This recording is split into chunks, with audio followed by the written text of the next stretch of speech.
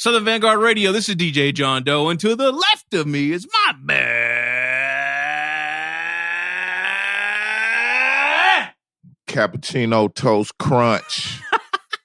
I'm sorry, homie. Toasted. I'm burnt, homie. Bro, he walked in tonight too, looking like he had just I don't know, a deer in headlights, maybe. That's kind of what you look like a little bit. Look here, man. The life of a volleyball dad is not to be taken lightly, especially when your daughter is 14 and 6 feet tall and kind of dope. Pretty damn good at it, right? Yeah, you gonna be in that motherfucker all day. I promise you. Yo, this guy rolls in. He's like, oh. I've been up since 5 a.m. both nights in a row, or both mornings in a row. Yeah, I had no weekend. What did you say you were eating? I was a Halo peanut butter cracker eating some of my bitch this weekend. I don't care if I ever see another Halo. If I see a bag of Halos right now, I don't know what I'd do to it. I won't eat them. But goddamn it, they'll get the fuck away from me. And peanut butter is an enemy of mine right now.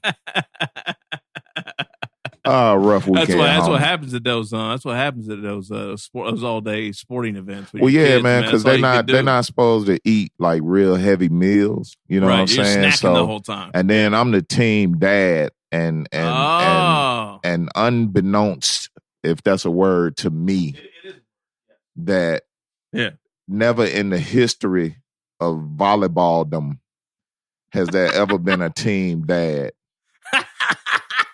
So I'm showing my ass. I'm showing up with snack bags for the kids that look like garbage bags. Like what up? Yeah. Let's eat. Let's snack. And you get 2 of them. And they just be looking at me like, what the fuck are we supposed to do with all this food, man? I got Gatorade and water and Cheez-Its and goldfish and nuts and bananas and apples, and it looked like a FOI bag they be selling in the street. I'm laying it down, son. I'm telling you, I'm setting the bar way up, man. Woo! How's your weekend, homie? Oh, it was good. You know, I was in a little bit of that world on Saturday. Yeah. My son's basketball season came to an end. Okay. On Saturday, so we're going to get our Saturdays back for a few short weeks. I'm sure it'll be somehow bogarted and taken up somehow by something else. Yeah. But the next 4 Saturdays, for the most part, are completely free. If you can believe it or not, my yard is beat up right now. I got to get my fucking yard in shape. That. Yeah. Oh, it's bad, man. Yeah, so I mean, great season.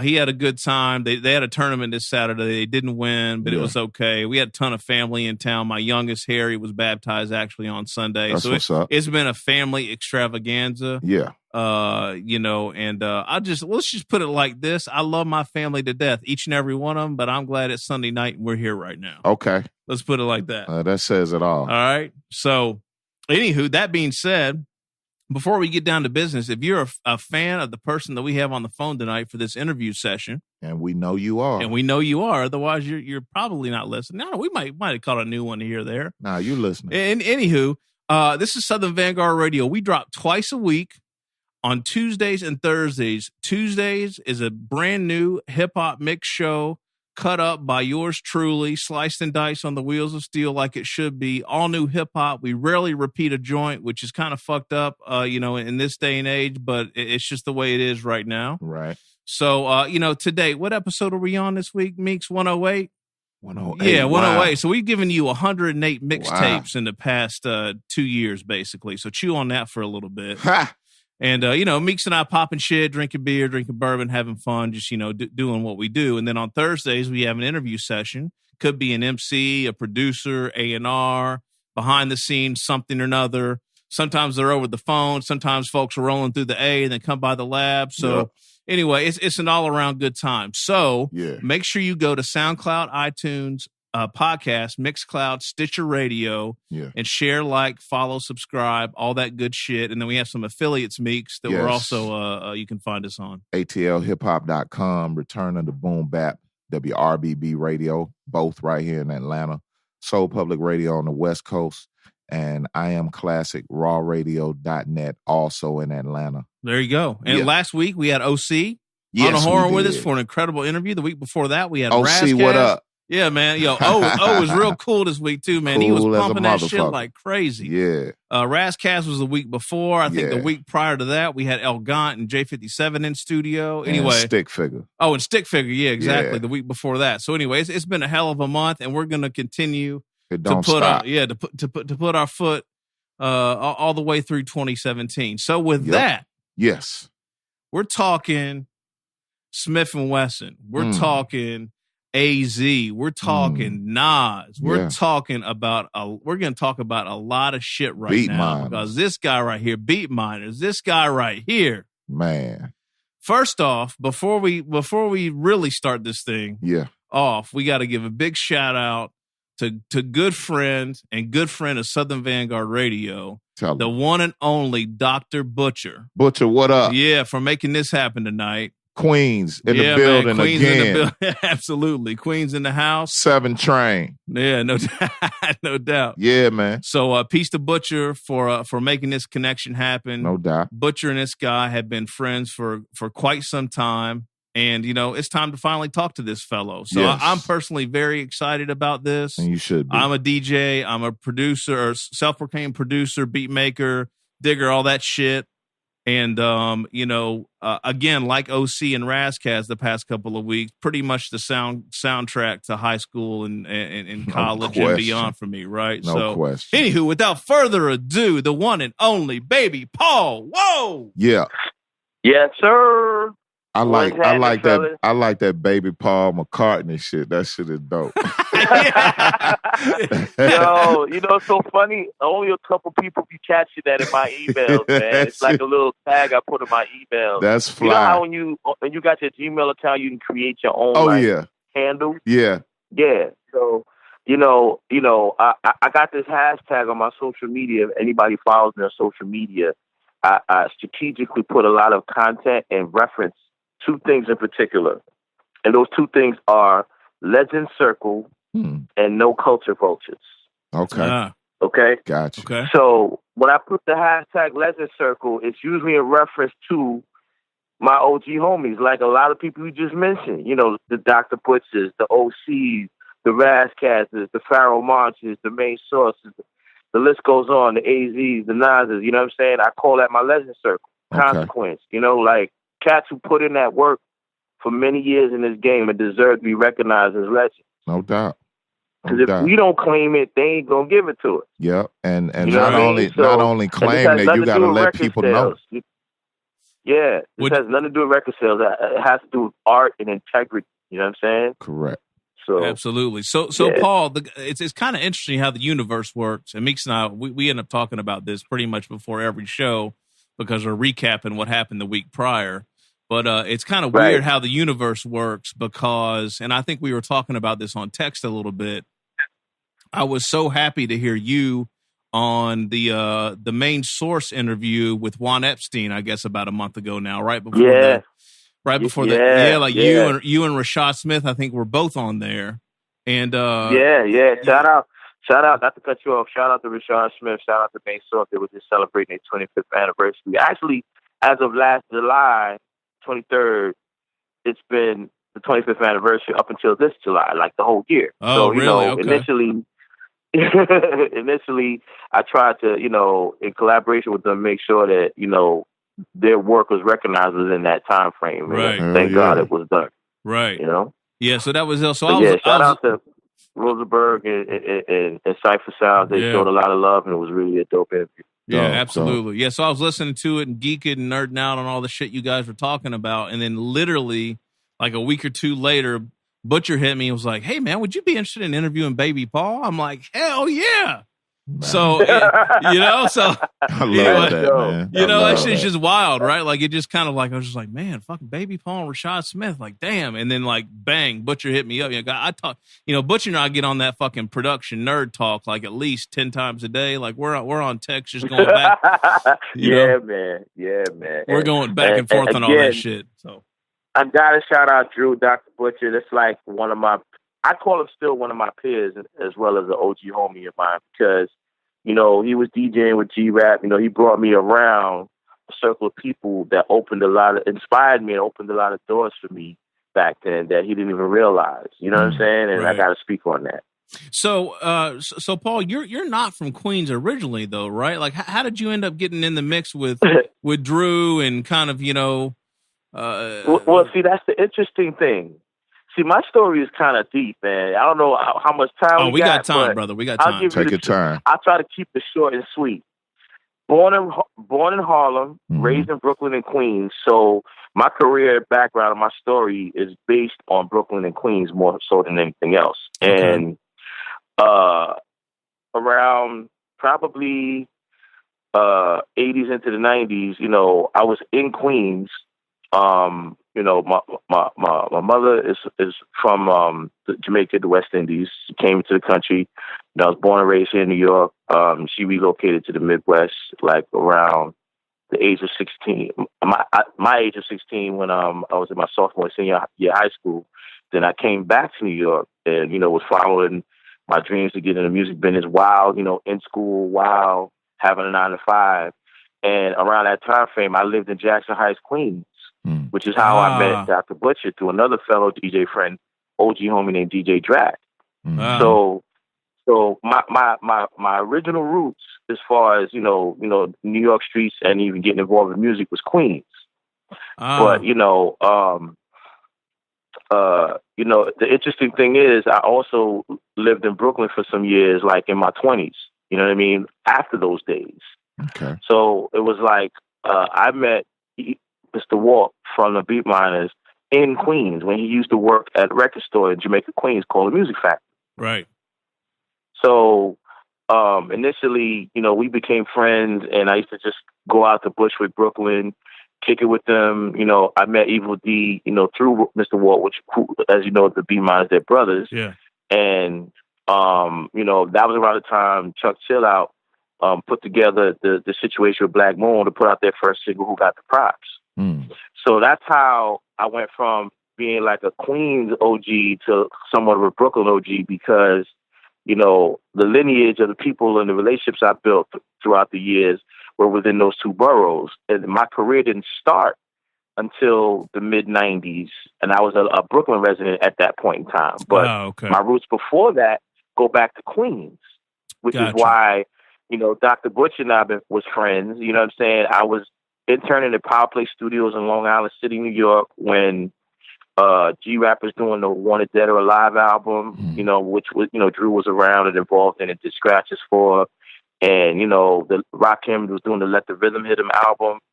You know what I'm saying? KRS-One was doing the Blueprint album. I was literally in the room throughout the years, that time frame when those albums were being made. Just you know, a solid fly on the wall there. Fly on the wall, yeah, I was about to say that. You know, and, you know, interning, you know, helping out in sessions, things like that. Just getting my feet wet and meeting my peers and my heroes. And that's how I first met Large Professor, because he was, you know, behind the scenes doing a couple things. I won't even get too deep into it. For those for two albums in particular, Wanted Dead or Alive and Let the Rhythm Hit. But that's a whole other conversation. Yeah. So, you know, and then the inception of Main Source after that. You know what I mean? So, you know, for me, Large is one of my first producer peers. He was like watching him and what he was doing back then inspired me to be like, I really want to do this for them. You know what I'm saying? Right. And then when that Main Source album came out, it was like, forget about it, man. That was like, that hip hop album was my Bible, man. Oh, wow. You know what I'm saying? Right. And, you know, of course I respected all the other peers that came, you know, after, like the P-Rock, CL Smooth, the Tribe Called Quest. Back in those days, amongst, you know, like my circle of hip hop, fellow hip hop producers from Beatminerz and DITC, I looked at them as like the Holy Trinity. It was like Large, Pete, and Tip. Those were the three guys. And you was like, yo, those are those dudes. You know what I mean? For that era. Yeah. Absolutely. And not to get long with it, but fast forward years later, you know, throughout my career, starting with the Beatminerz, moving on to do things with like Nas and AZ. And then when I worked on Stillmatic, for me, that was like an alpha and omega place because think about it. Think about this, guys. Breaking Atoms introduced Nas to the world, which led to Illmatic, right? Yeah. Yes, sir. 2001, I got to work on Stillmatic.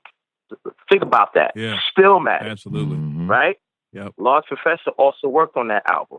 Yep. Yeah. Right? Yes, sir. I remember running to him in Queens and literally like just random, like running into him like on Hillside Avenue in Jamaica, Queens, and IHOP. He was like, yo, that shit you did was dope. And I was like, man, that was it for me. I made it, man. Yeah, right. You know what I'm saying? Yeah. I don't care what I did in my career. That was it for me. No you know what I'm doubt. saying? Like that one stamp was like, all right, no matter what I do, can't nobody tell me nothing. Yeah, hell You know what I'm yeah. saying? Hell yeah. Now, Paul, how did you get the... I also remember within that time frame I ran into Primo. And he said the same things, like, yo, I love what you did on the album. And That's remember, what's he up. also worked on that album. Yeah. Yes, he You know did. what I'm saying? Yeah. That's what's up. He did, Second Lifetime. So Yeah. it was just like, to get the respect of my peers through all my years of hard work, that was just a blessing, man. So it's like, at this point, like, nothing I do that sells records or doesn't sell records is going to affect me because I put in the work to not only be inspired by my heroes, but I have the opportunity to be recognized by it. Absolutely. That's what's up. So, Paul, to go back to Power Play real quick, how'd you get the intern gig there? Okay, so that goes back to Dr. Butcher. All right. Because, again, I used to come with him. He used to bring me to his sessions when he was working with G-Rap at Power Play. And that led to me, just doing my, due diligence to get the opportunity to kind of like be at these sessions and ask the owners of the studio if they needed an intern and help out the sessions and things like that. So even when Drew wasn't there, I would be in and out of sessions. But I wasn't there a lot, just enough. You know what I'm saying? Yeah. Because I still had to, fend for myself and earn a living and work a job, and stuff like that back then. Right. And again, because of my friendship with Drew, I never overextended myself and went too far. You know what I'm saying? You know how you respect the people that bring you around certain people? Right. So you don't try to And you don't want to kill it. You don't try to overstep the boundaries like, yo, I don't need you no more. I'm here doing me now. It was never like that. So, I would come in and do little things here and there. And of course he knew about it and he would support it. You know what I mean? So Yeah. it was just a dope time, man. It was a dope time for hip hop. Paul, Time. talk about that a little more in detail, because I got a 16-year-old daughter right now that's begging me day in and day out to put her in the studio. Like, she want to come in here and she thinks she can sing and all that. I'm not particularly feeling it right now, but I could see her coming out here with us in an intern capacity. There you go. What is the life of an intern, if you could break that down for us? Well, that's a good question. I like that one. I would love to. See, the interesting thing is we're in a digital age now compared to an analog age of recording music back then, meaning you were recording music on 2-inch reel masters, right? Bouncing the 1/2-inch, masters once you finished the mixing a record. And, again, everything was analog recording. So there was a little bit more intricacies in terms of studio staff. You had your mix engineer, you had your assistant engineer to the mix engineer, then you had your intern. Yeah. Your intern would be the one if you needed to go get some tapes, go pick up some tapes from one of those analog shops where you buy master reels and bring it to the studio and give it to the assistant engineer to set it up onto the 2-inch reel master so the engineer can do their work. If you have to coordinate the studio schedule, who's coming in, who's going out, logging all the time, making sure that all the information is properly organized for the client to be invoiced to the owners of the studio. Right. What else? Anything like if a client is in there and they need copies of music they just finished, you're the one that was responsible to organize, making sure that DAT copies are made, because again, they were recorded to digital audio tape. That's what DAT means. Oh wow! And again, I'm going back to a time where it was less digital, what we're doing now in music than compared to then. Right. And so it was just a lot more of organizing the go-to guy. I wouldn't call myself a gopher because I didn't just go get people's coffee or anything like that. It was more. Nah, it was more. In the Yeah, that studio, was whatever was needed in the studio. Yeah, it was a business position. Yeah. Like if the session was done, you had to break down a room. What that means is you had all of these cords that used to be plugged into the control board for syncing, the sound mix. Let's say you had what's called rack gear of different patches for mixing, vocal mixing effects, EQs, etc. You used to have to patch these cords in to what's called a patch bay in the board to run these different applications to mix a record or record a record or tweak vocals. So, we had to like set up and break down a room according to what the engineer needed. Okay. You know what I mean? So Paul, these are the things that I'm sorry, go ahead. Yeah, no, I was just saying that. So generally speaking, that was the role of an intern then. I would say now the role of an intern may not be as needed because everything's so digital, everything's software driven. Yeah. A lot of things are so much accessible and easier to apply when it comes to the recording and mixing process. There's not as much physical things needed to be done where you have to set up a room and plug up stuff and hook up stuff. You know what I mean? It's all you turn on your Mac and everything's there. The role of an intern now is to leak albums. Yeah, right. Yeah, right. Yeah, or run someone's social media account, right? Exactly. Yeah, exactly. Yeah. So, Paul, I got to imagine you were a young whippersnapper around this time because if memory serves, and I had the timing right, I mean, wasn't Large like 16 or 17 when he was working on Breaking Atoms? I mean, Yeah, he had to be at least between, I wouldn't even say 16, maybe like 17, somewhere between 17 and 19. Okay. We're still in the same age group. I don't even know. I may be a year or so older than him. Oh, really? Know, okay, gotcha. Okay. Still quite young, though. Because, I believe I was like 20, like 19, somewhere between 19 and 21 around that time. Wow. Gotcha, okay. So you glossed my over... my professional career didn't start until 95 when Smif N Wessun came out. You know what I mean? Right. That was my first commercially released record that I contributed to as a producer. So that's 95. So let's do the year. Let's break down a year. Main Source album, Breaking Atoms, came out in 91. So my career started 4 years later. Right. Okay. Right. Okay. You know what I mean? So even though I was in the mix and I was in the scene, I was still an unknown up until that point. Right. So did you started picking up production pretty soon after you got the internship at Power Play, or did you borrow somebody's machine, or how'd that all go down? Put it this way, again, I built a relationship with Beatminerz, and then by then, I can't remember what year Who Got the Props came out. I don't know if it was 92 or 93, but that single came out. That was produced by Evil D. And then because of my relationship with Walt, we started all building a relationship, collectively. And by the time Black Moon's album was being made, I was in the sessions, like completely in the sessions while that whole album was being made. And, I would vibe off of what they were doing and throw little ideas, maybe a record to sample, but I didn't produce anything. I wasn't credited as producing anything because I wasn't hands-on in the beat making process. I was still developing myself. Okay. I was investing in equipment.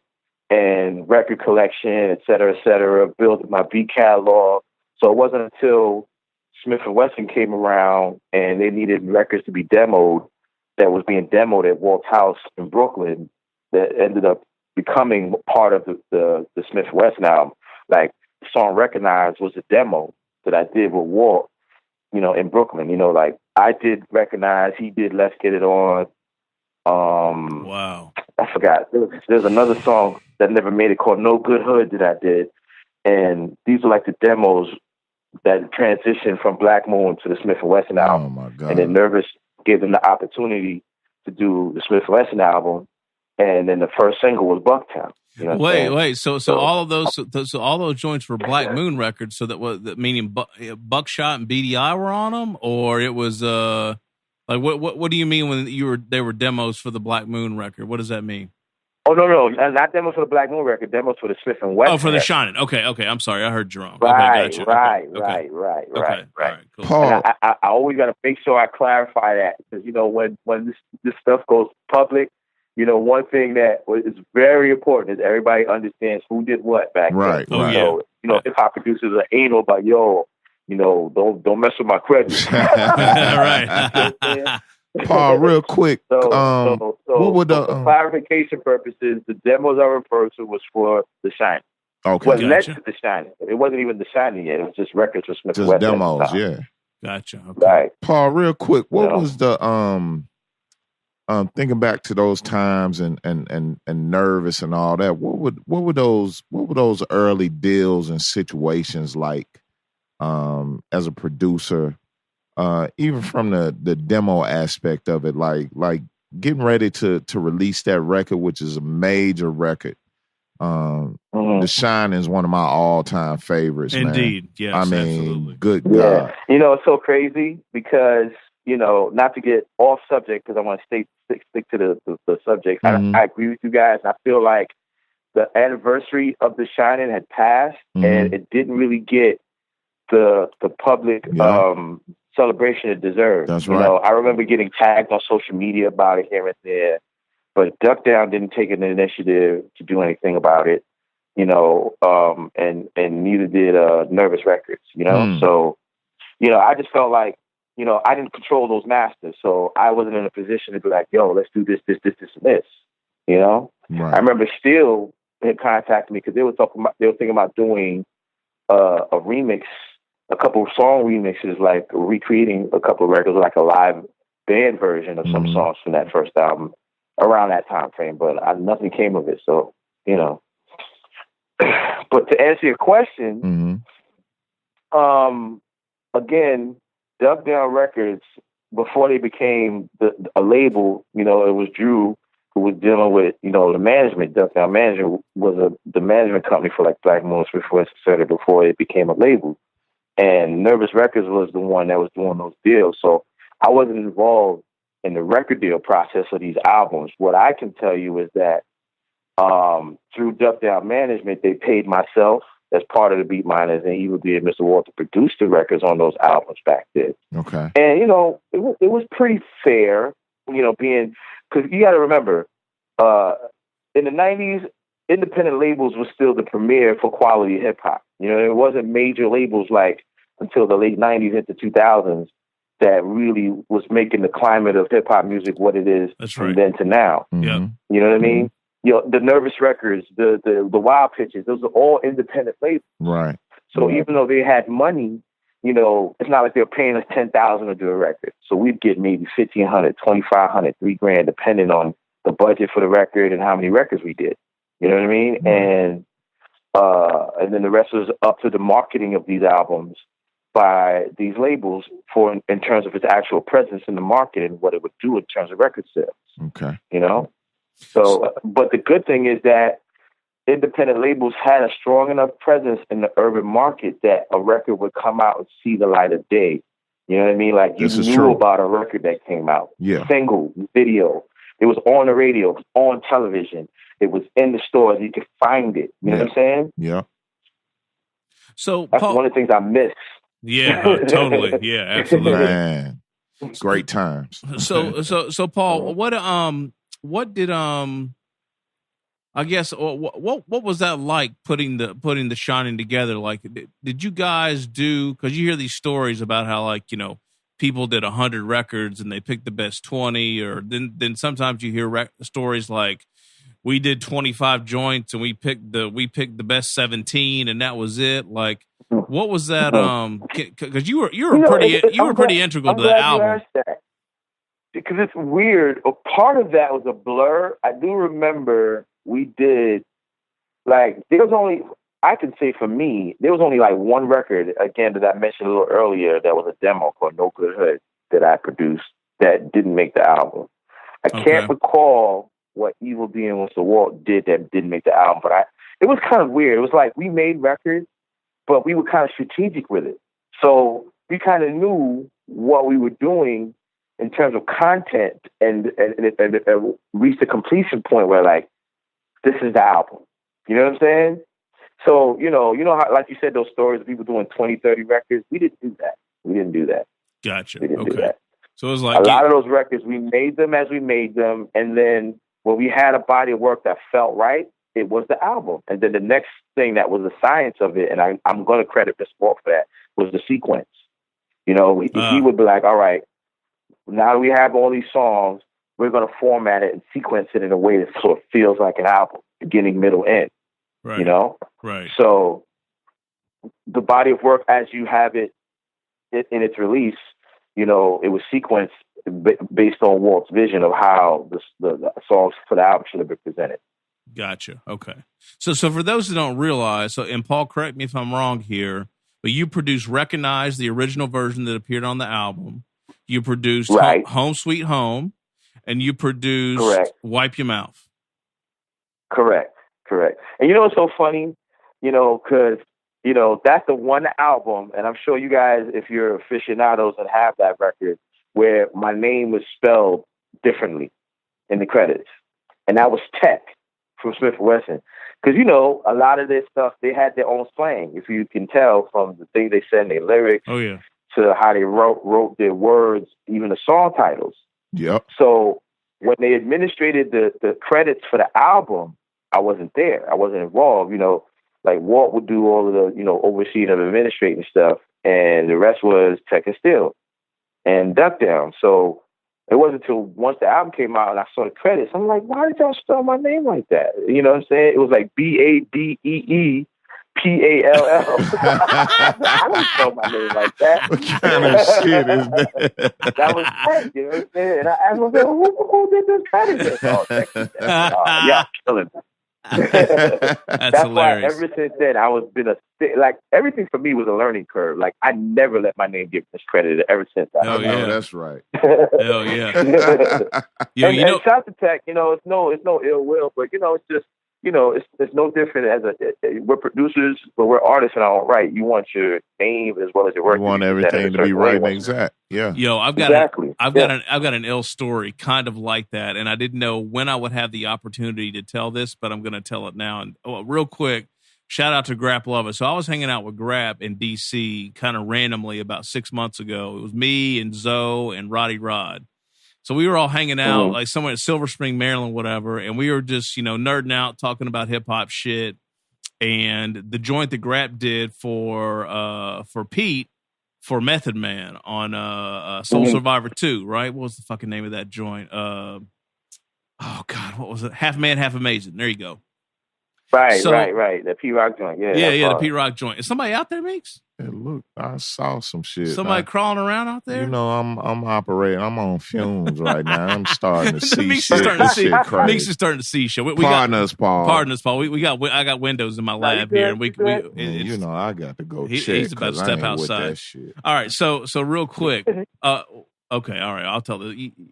This is a great story. Anyway, so we were talking about with Grap about this joint, Paul, and he said that he almost missed getting credited for producing that record because someone else or someone else that was managing all of the the credits and the just whatever, all the admin work for that album, just assumed that it was Pete that produced that joint. You know, whatever. It was for lack of a better term, it was an intern or it was someone that just didn't know, right? So Grap was talking about how basically, God was looking out for him that day because he ran into somebody and said, hey, they're putting together the credits for the album.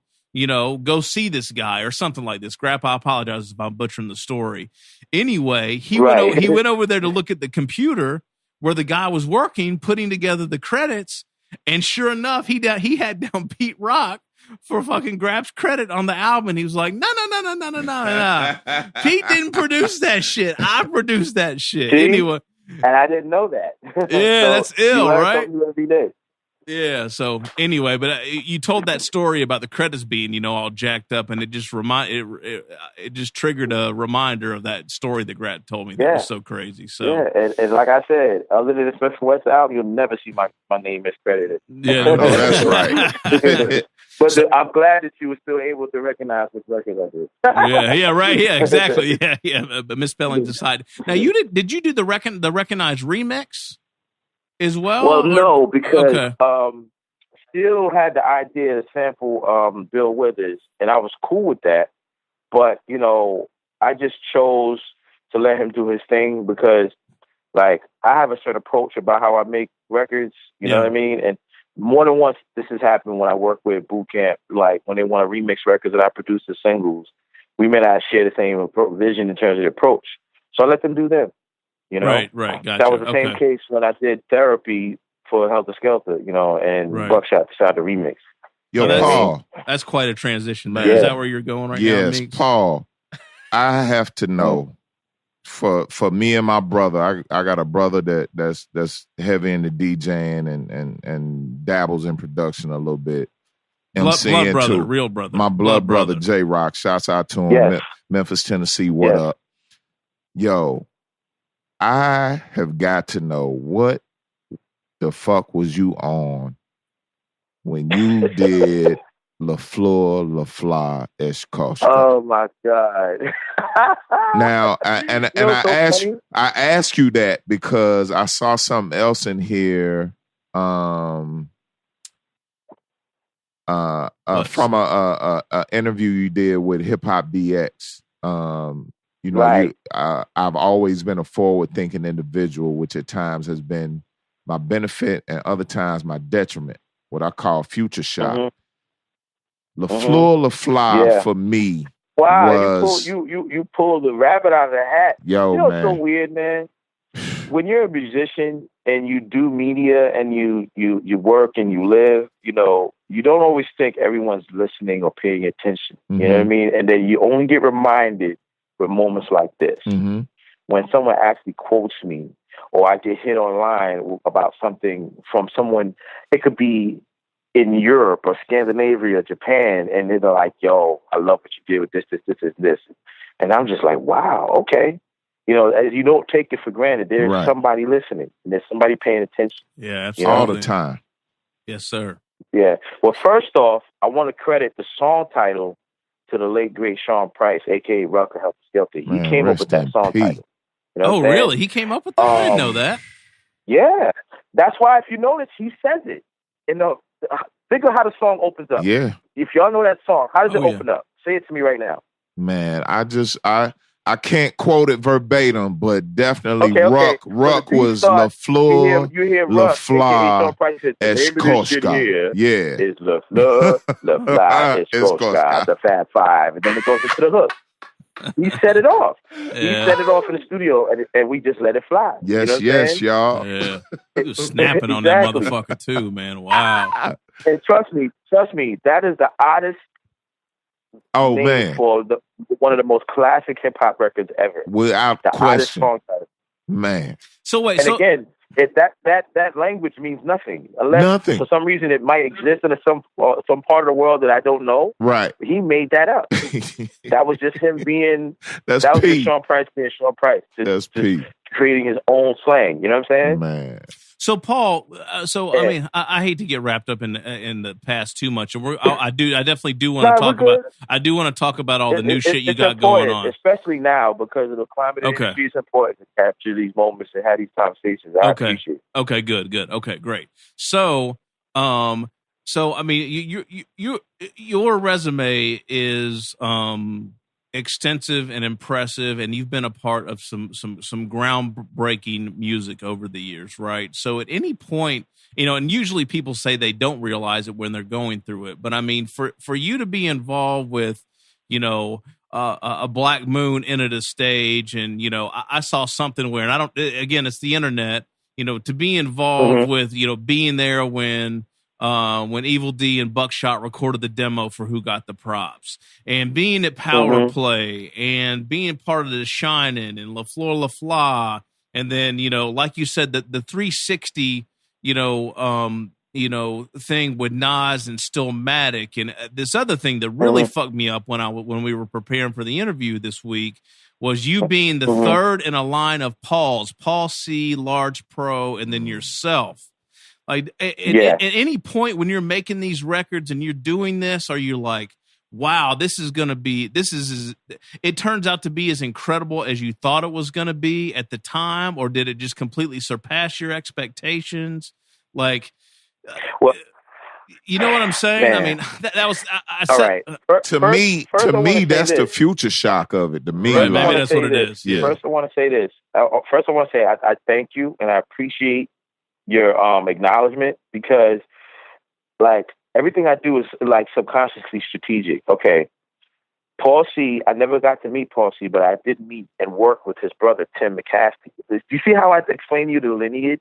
Yes. You know what I'm saying? Yes. Like, I used to go to Studio 1212 in Queens. Like, we go back to, again, that time frame, Dr. Butcher Power Play. That was another studio in Queens I used to go to, where Pharaoh March and Organize used to go to, where Large used to go to.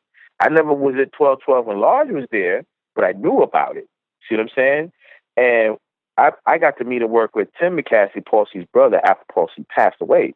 Okay. And it's funny because my government name is Paul, and I know Large's name is Paul. Right. Even though a lot of people don't know that's his second, more of his middle name. His government first name is a different name, but people know him as Paul. So, as I was getting into, creating my own identity musically from his inspiration, knowing my name was Paul, and it was a slang term, if y'all remember, in the 90s, Baby Paul. People used to be like, Baby Paul, you know what I mean? Right. But it was more slang than anything.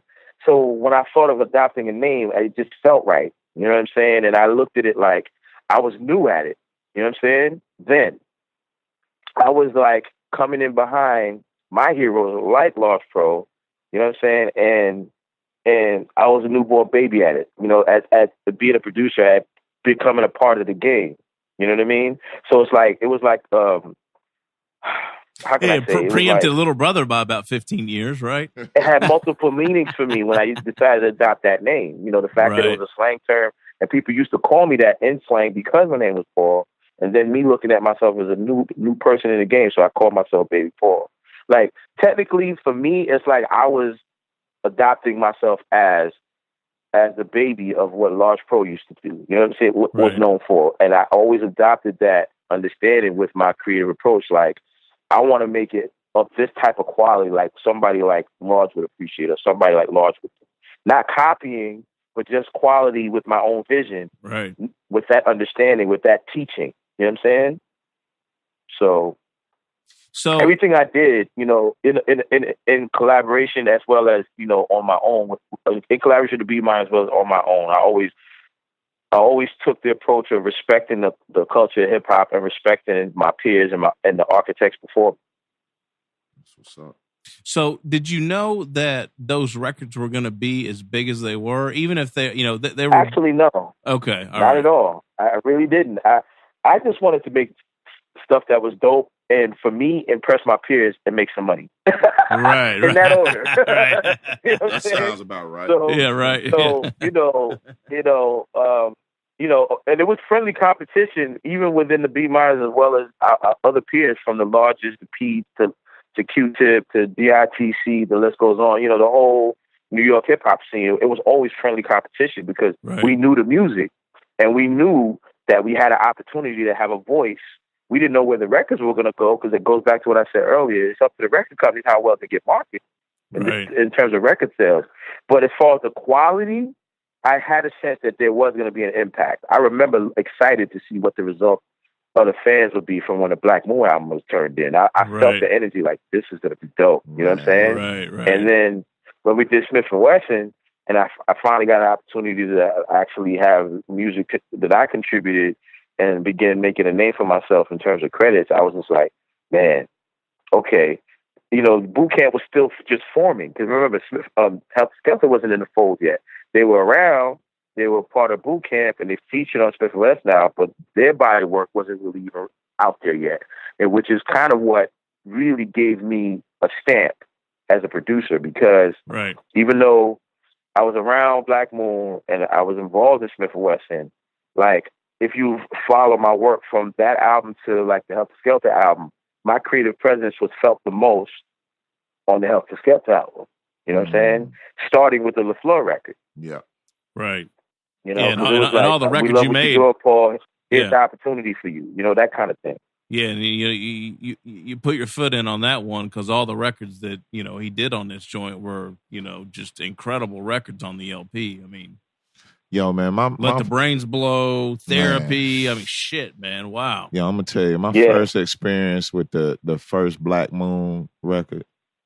I was living in Marietta, and my man Troy Dadico, Lavish Stoner. He had popped up to New York or Jersey or something like that and came back in a Saab that was hot as a firecracker. And they had don't laugh, this shit ain't funny. This is real shit. They had run some type of scam where this motherfucker had gray metallic paint on it, white leather seats with his initials stitched in them, and a sound system that you would fucking die for. Yeah, it would make your insides rattle. Oh right? my God. And he came and picked me up in this motherfucking Saab, yo. And he put that Black Moon on in that system, and I fell in love instantly, dude. It was a rap. It was a rap. To hear that record in a real system, yeah, man. You wasn't even ready for that, dude. Yeah. Nobody was ready for that.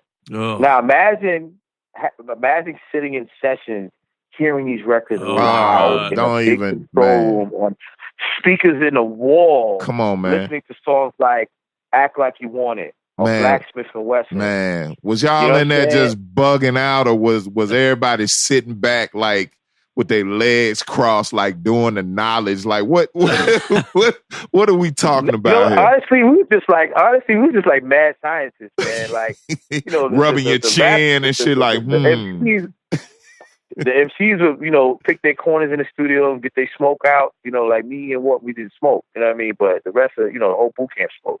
So they'll block out a corner of the studio somewhere, whether it be the live room or the lounge, and they got the TV flowing and weed and, you know, blowing, and we in the control room like mad scientists, just making sure, yo, do this, do that. You know, Karen Walsh was the engineer, mixing everything, and we would just have those records blowing, speakers like, whoo, you know what I'm saying? And I remember like just having a tape of like the very first sequence of the album and just listen to it like, wow, this is crazy. Oh my God. You know what I'm saying? Like certain records was just hypnotic to listen to. Like one of my favorites on the Black Moon album, two of them was "Act Like You Want It" and "Black Smif N Wessun." Yeah. Because that Marjamon sample with the reggae vocals in it, everything just might be clean to make gun. When that come on and then the drums come in, that record is incredible, B. Yeah, I know. Yeah. Yo, man, I step out of my house in the morning sometimes and I like, man, can the Saab just come pick me up one more time, man? I mean, like, I can't believe I have not heard this story before. Dude, I'm trying to tell you, man, like this shit was out of nowhere, man. Like it was like one summer. It was like a summer after a Freaknik or something. And Paul, we gonna get into that too, because we in Atlanta and we hear you got some ties to Atlanta too. But it was like a summer after a Freaknik or something. And before you knew it, man, I was in this fucking Saab and we hitting the AU Center every Friday for the meat market. And and not only that, but I saw my first tech that summer. Oh shit. Like there's a picture somewhere with a cat, a New York cat, pointing a Tech 9 at my chest. Oh shit. What? And I got like a brown Carl Kanai short set on with the vest and the shorts that match. It's a picture out there. It's a picture. Yo, the crazy shit about that is I still got that short set in my closet. So I got a nice little vault of shit in my closet, Paul. I'm telling you. But yeah, man, this was an amazing summer. Like after a Freaknik and all this music was coming out, and it was just crazy, dude. Yeah, I remember being so confused trying to figure out like who is who in Bootcamp. Like I remember like, so Black Moon came out, then Smif N Wessun came out. And after Smif N Wessun came out and all these fucking remix 12 inches were coming out on Nervous, and I'm just like, God damn, who are these motherfuckers? I'm in Kentucky at the time too, so I have no connection. I have no connection to the fucking outside world. And what's dope is that each album introduced another artist out of Bootcamp to their album. That's what I do like about the sequence of those albums. I'm gonna tell you what helped out with a lot of that was the video. Oh hell yeah, that was everything. I mean, to see Evil D doing a handstand in the elevator scratching, to see the I forgot about that. Yeah, to see the Fab Five doing Temptations dance steps. That was infamous. That was a Bushwick project. I was there. That's what I'm saying. Them videos was everything back then, man. Mm-hmm. That's man. That's crazy. Great, good times. Good times. So Paul, you obviously after those, like after I guess End of the Stage, after Dah Shinin, after Nocturnal, OGC's album. I mean, as the Beatminerz, you guys were really starting to get a lot of burn and recognition. Like, what was there? Like after that, because you guys, I mean, the way that I kind of look at it, correct me if I'm wrong, but you guys, molded and shaped, those artists via, the sound, and you guys kind of built those guys from the ground up. So was there? I mean, you mentioned Preem. You mentioned Preem and, and Large, like, talking about the Nas record you did, but was there, when you guys were kind of in the middle of that and all the duck down or the shit was popping, like, what was there a placement that you guys got, after that where you just kind of looked at one another and you're like, holy shit, this thing is really popping now. Like, this is not just, our artists that we're, in our crew that we're building up, but so-and-so was asking for beats, or we got this placement. Well, here's what I can tell you. Just rewinding a little bit since you mentioned Preem. You got to remember, Primo and Gangstar were our neighbors because we all worked out at D&D Studios. Matter of fact, when we made Black Moon Smif N Wessun albums, Primo was, in the B room doing Gangstar, J. Rule, Group Home. Nas, Biggie, you know what I'm saying? So how has nobody done a D&D documentary yet? Like a real one? Like, that's crazy. Yeah. Man, anyway. Let me tell you something, man. When I retire, I'm going to write my book. I promise y'all. I promise y'all. That's going to cover it right there. About this, maybe top of this year, like right before this whole Main Source anniversary project came out, you know what I'm saying? And of course, I know we're going to get into that, but, I was just like, man. And my story's not even finished being written yet, so I got a few things up my sleeve. Paul, what's your tentative title, man? I'll share my book title with you if you tell me your tentative title for your. What's so funny is you guys follow my work. If you follow my work well enough, you might find it. Oh, but if you don't, I'll tell you. All right. Little game, little treasure. I guess we'll have to we're gonna have to do some homework. We'll come back to that before we wrap. Okay, all right. Okay, there we go. We're gonna come back to that. Okay. Make sure. And if you can't remember, I'll tell you. My tentative title is So Glad I Never Made It. That's dope. You know what's so funny? The reference of what my title is kind of similar, but it's not in that wording. Okay. It's another title, but the reference of it is relatable to what you're saying. Yeah. You know what I'm saying? Yeah. I got you. I follow.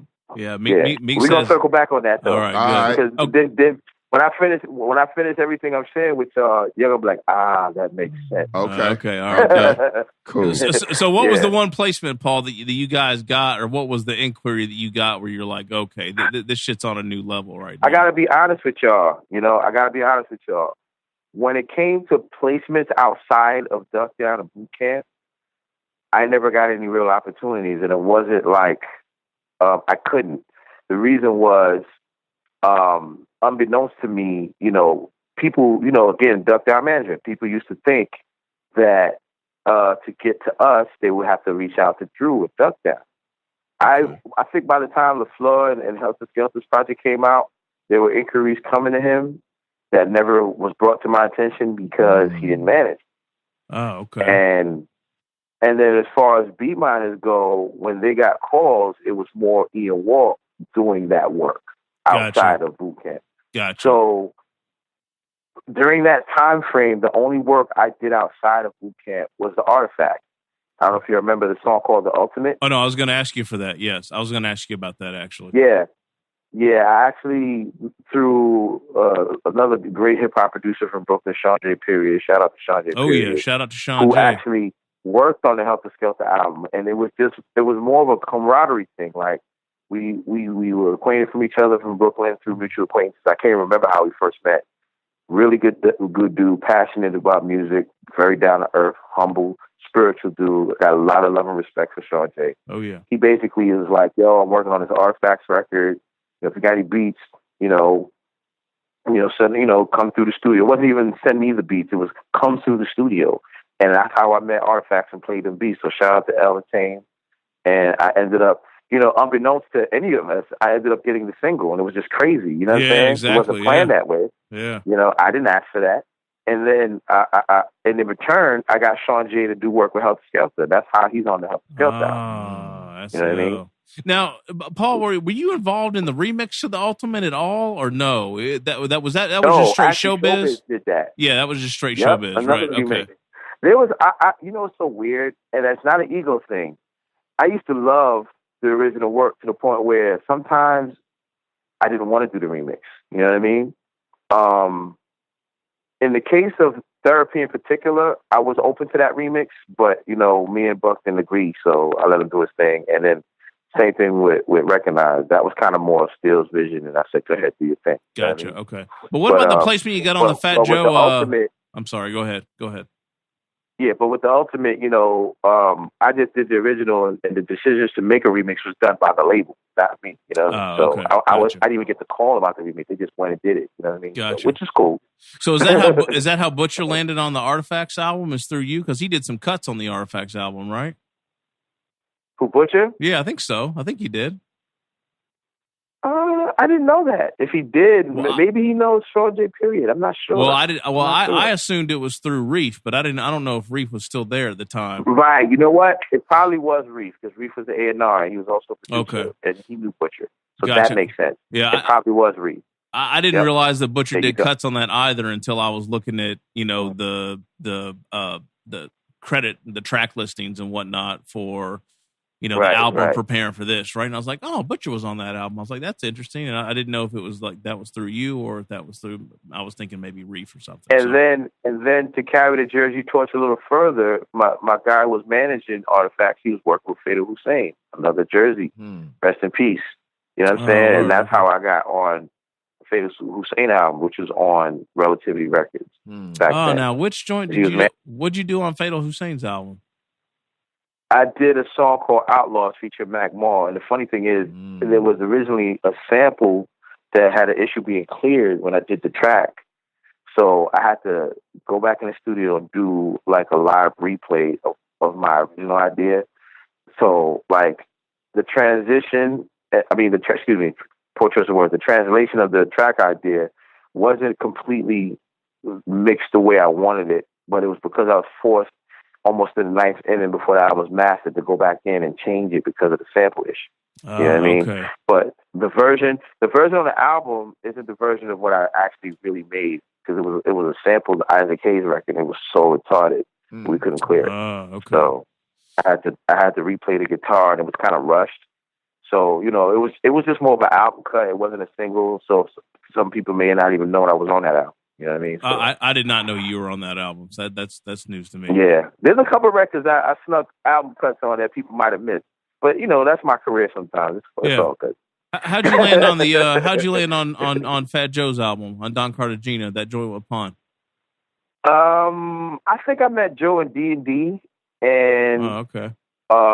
Again, Reef was the A&R for that record. So when Joe did his deal with Mystic Atlantic, which was a company, in Staten Island with some Joe's friends, and they had a studio in Staten Island and all that. So they were doing the whole album out there. So I used to have to come out to Staten Island, go in there and work on my record. And I had sampled Luther Vandross, Don't You Know That? And I tried to take a different approach than what P had did with it with Heavy D. Right. And make it more up-tempo or more chopped and layer some instruments to it. That's when I was really, really trying to grow creatively and try to fuse like instrumentation with samples. Right. Something that some people didn't agree with back then in my career, but I just, again, what I said in that interview you pointed out, forward thinking, future shot. I was always challenging myself, Right. So it's no coincidence then around that time, Paul, is when, I guess things shifted for you, I guess kind of business wise with the Beatminerz. You guys kind of headed in it. Yeah. Okay. Gotcha. Yeah, so that record came out in 98. Then I did Buckshot's solo album, BDI Thug, that he did on K-Tel Records in 99. Yeah. And then I also worked on the second Black Moon album, Warzone. Mm-hmm. And that was kind of, I think I worked on the Bootcamp album too. Was it? No. There was a song I did for the people, and I played over a Barry White record that I kind of like replayed some elements of, and it was incredible. But again, nah, man, it's too clean. You can't do that. Right. You know what I mean? Right. So I'm like, how you gonna tell me to make music? This is what I want to do. Right. You know what I'm saying? Like, and it was dope. Still loved it, but the decision was made between Duck Down and Bootcamp that it was too much of a standout because they wanted that dirt, that grit, you know what I mean? And I had to accept it. So I don't think they used it. I think they did a different version and used my drums or something on that record. But anyway, and then the last thing I ever did for Bootcamp was that other album. You know the one where they had the jerseys on the cover? Yes, yeah. I do remember that album, yes. Yeah, and I worked on a couple of those records. Gotcha. Okay. And again, that was when I was really trying to like transition, get into organic instrumentation, but still keep that foundation. I was trying to like build more catalog where I wasn't relying completely on samples, Right. You were definitely ahead of your time then, right? Phase. Yeah, you were definitely ahead of your time though, because that's the standard now, right? More or less. It's funny because then I look at Kanye and Just and what they built their careers on. And I met Just when Just was on that same Buckshot album, And if you listen to that Buckshot album and read the credits, the Just Blaze tracks sound like something Swiss would do because he was using a lot of those Trinity sounds back then. Right. See what I'm saying? Yeah. He hadn't even found his sound yet until he got over to Rockefeller. Right. Okay. Right. Yo, Paul, from a production standpoint, over the years, what were your weapons of choice, production wise? And when you bring in, the conversation about live instrumentation and all that, did you have go-to musicians, that you would use? The answer is yes. Okay. But as far as equipment, day one, I went from the SV12. I'm talking about the 12 Turbo. Okay. With 5 seconds of sample time. Yeah. That first Smif N Wessun album was done on an SV12, not even a 1200, and a Kai 950 rack for me. You know what I'm saying? Because that was the equipment I had. Then I went to a 1200, 950 rack, then an MPC 2000, 3000, like further into my career, and then I was getting to rack modules and collecting racks, keyboard racks, as opposed to the actual board. I would get the sound modules and trigger my instruments as I needed to in MIDI. So, and then one of my good friends, who's Moni Love's ex-husband, his name is Mike Risco, he would play some keys on some of our records. That's how we did, maybe like this is after I was doing less work with Duck Down. Like, we're talking like after the Fat Joe record. We're talking like 2000 into 2001, like right around that time when me and the Beatminerz parted ways, and he was playing, some keys on some of my stuff. And before that, I would bring in like the bass guitarist or someone to play, live guitars.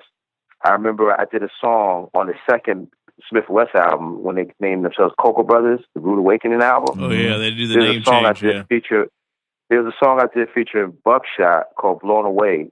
The guitars on that was played by Joe Quindy, DJ Premier's engineer. Okay. Oh, yeah. Then on the Buckshot album, I had a live bass that was played on a track I did called Boom Bye Bye with DOG from Top Dog. I remember that joint. From OGC. And that bass was played by the legendary Larry Smith, producer for Run DMC. Rest in peace. Yeah. No doubt. Wow.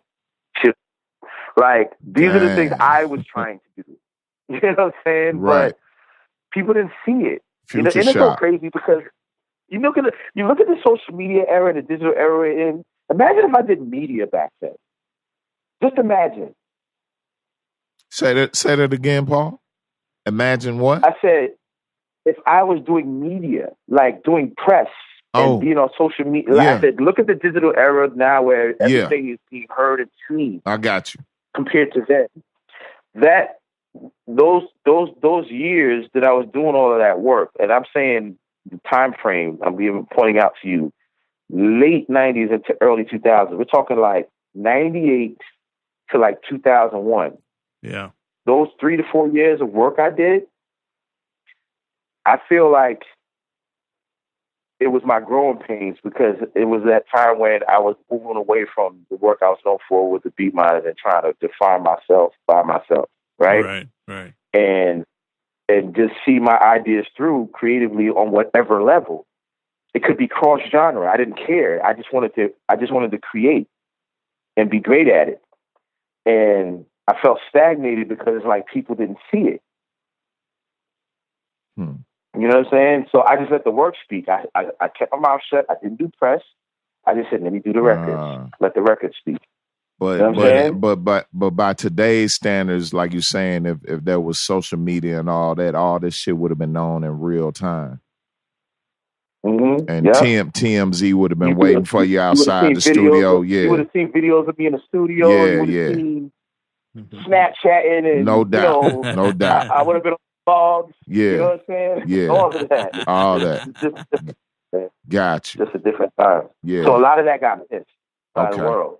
Yeah. So what was your kind of your game plan then after you broke out from the Beatminerz? I mean, you were just in the lab crafting heavy, and was the Nas record kind of vindication for that new direction? Was, okay.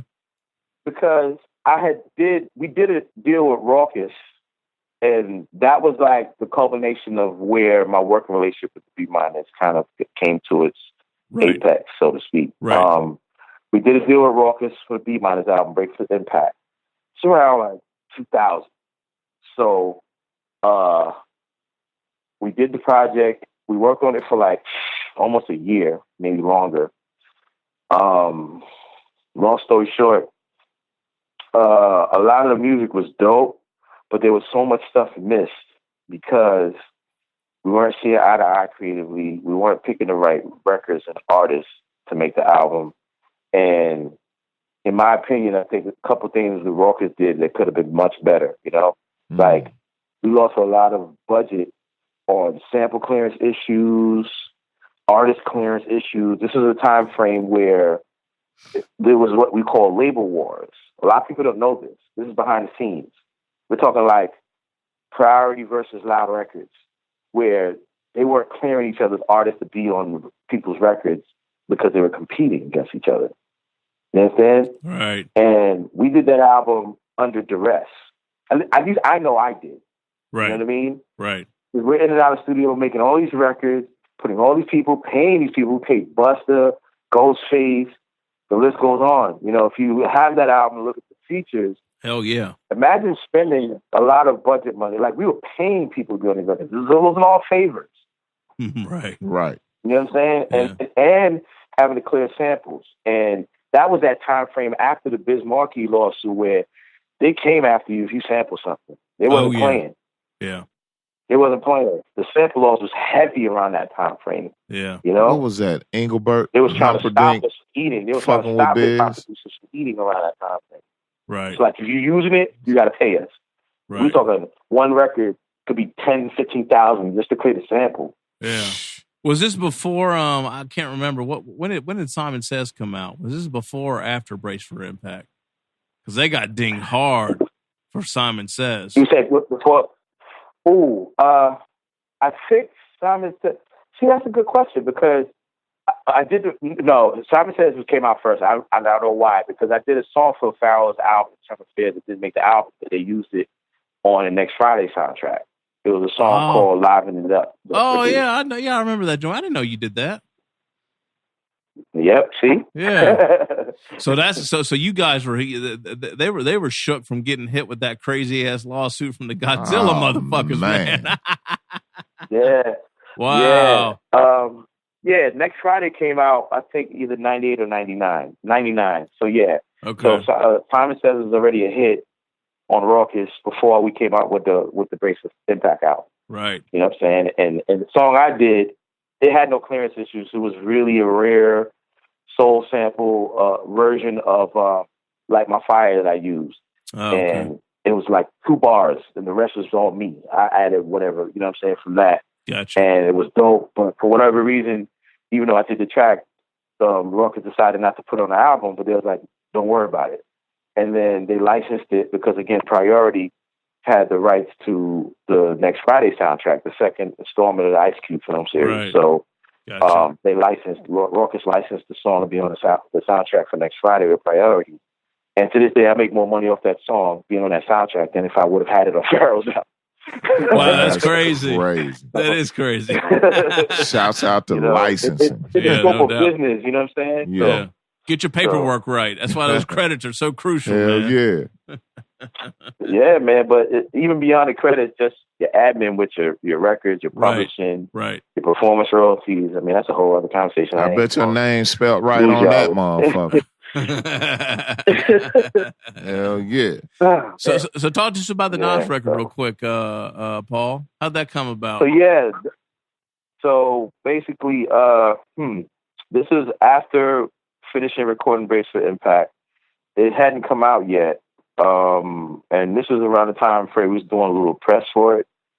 And I had sent some records, me and one of my best friends for many years, Dave and Prestige, Vanderpool. Prestige, formerly the Bad Boy Hitman producers, we was like, yo, let's send some records to Nas. So we both sent records to him. And it was through A&R named Lenny Nicholson. He was A&R Sony at the time. I sent them some records. By that summer, I got the call back that Nas, wanted the record, and he had recorded some of the album in the Bahamas, just to get it, like an escape, creative escape. Yeah. Then when he got back to New York, the producers that were involved in the records they wanted to use got the call. So I got the call, and I recorded that record at Right Track Studios in Times Square, New York, in the studio with Nas. A little security around the sessions because that was a very tense time for him, as you remember. Yes, it was. Doing Stillmatic with the whole thing with him and Jay. Yeah. So that was ether time. But it was an amazing experience because very professional, very quiet, straight to the point. We were both Virgos and we're both kind of introverts. You know what I mean? So Gotcha. It's just funny to me because again, that lineage. It goes back to the fact that I interned in Long Island City, met Large Pro back then. He opened up the door for Nas. Nas built a career all the way up to Stillmatic, and then I get to work on that album. Yeah, that's so ill. And then even more full circle, you end up being, I don't know at what level you were responsible for helping this Main Source reissue come out, Breaking Adams LP. Yeah, we're gonna get into that. We're gonna get into that. Okay, cool. But to finish with the Nas part, he was really cool. He basically did the framework of the vocals on the record previous to me being there. You know what I mean? And he just played it for me like, yo, let me know what you think. And I was how can I say? I was like 60% excited, borderline groupie-ish, 40% producer hat on, like, damn, I got to make this a hot record. I want a hit. I want a hit because as a producer, you want that hit record. You know what I'm saying? So I'm trying to figure it out. So we talked about the arrangements of the vocals and then even the outro, like, because again, if you remember the song, he was really venting. You know what I'm saying? That's the whole concept of the record.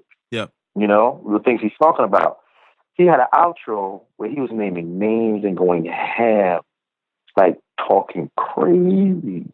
And I was like, no, I can't. I don't want to be responsible for this record. So we talked about it, and I said, why don't we just do it like this?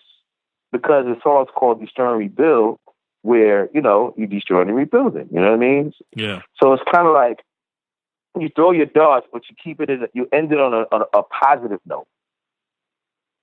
You know what I'm saying? Mm-hmm. Yes. So he redid the outro, to what you heard, and I mixed that record. I've said this before on a blog. I don't remember. It could have been HipHop DX or Non Factor, but I mixed that record like my life depended on it because it did.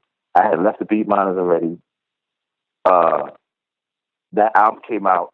The Bass for Impact album came out and sold like 8,000 units first week. Oh. I was depressed. Yeah.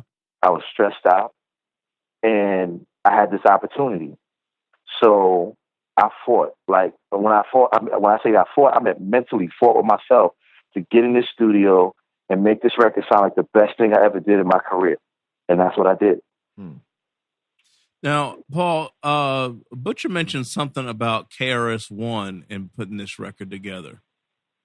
Is there anything you can you can talk about there, or is this not the place for it? Well, here's the interesting part, because there's a line referenced in the chorus from "The Bridge Is Over." He sings, "The bridge is over, the bridge is over." Right. Nah, it's time for destroying and rebuilding. So initially, I didn't sample KRS-One in the record. That's all original music from the beginning to end.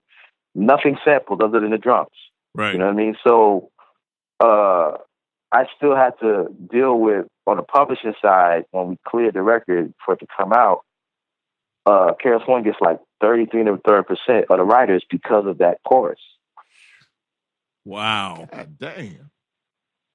So he Chris. ate it's almost as much, if not more, than me on the publishing just because of that line.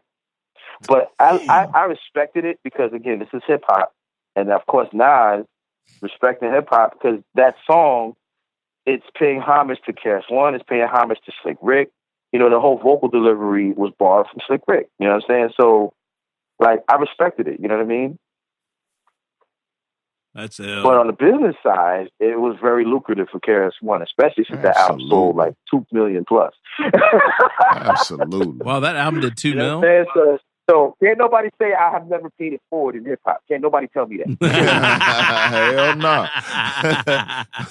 No, you did your thing. Don't talk to me about that. For real. That's dope.